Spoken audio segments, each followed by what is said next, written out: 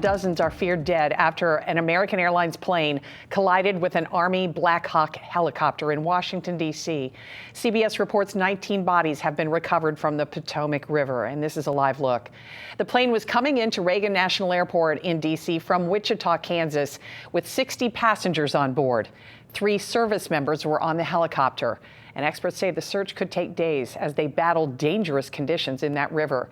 Right now, all flights in and out of Reagan are grounded until 11 this morning. And most of us probably wonder, how could something like this happen? Here with us this morning is aviation expert Mike Hatten. Good morning, Mike. Good morning, Sheila. So, Mike, you were a military pilot and also flew commercial planes. Let's start with Reagan Airport and that airspace in particular. Why is it challenging? It's challenging because there are so many prohibited areas around there.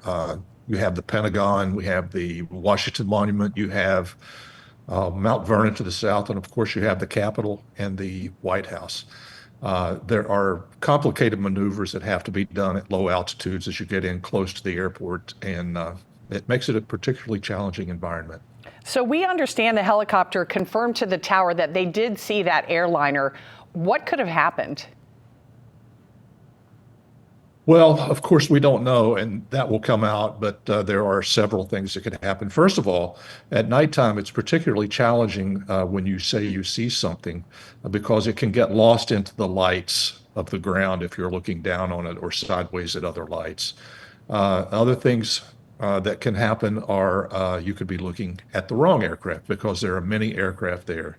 Another thing that could happen is the controller could give an instruction to the airplane at the last moment to change runways, and that can cause maneuvering low to the ground, and you could lose sight of the aircraft at that. There are many things we don't know, but they will find out. We understand from the Trump administration confirming overnight that this helicopter was training there. Why would they be training in that area? Well, you want to train where you fly. You want to train in the areas and the routes that you do. It's called in civilian terms, we would call it a route check. You would go in with an instructor, a check airman, and fly that route many times, and then you would be signed off to fly that. I had to do that early in my career, and these young pilots, I'm sure, did also, and they've done it many times, I'm sure. But you want to train in the area. It doesn't do much good to go train over the planes somewhere to fly in that environment. I understand, yeah. Mike, is there anything the plane could have done?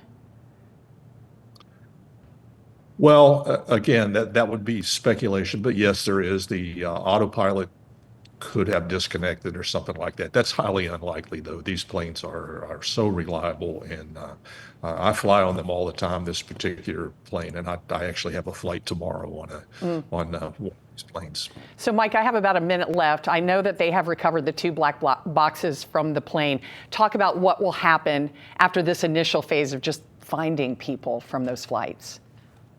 Right. Well, they'll assemble teams from the FAA, from the National Transportation Safety Board, from the airline itself, and from the union. They will have a critical incident response team.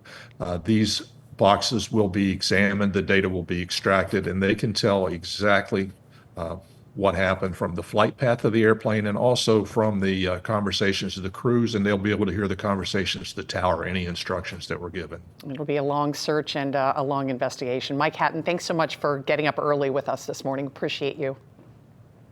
Pleasure. Thank you.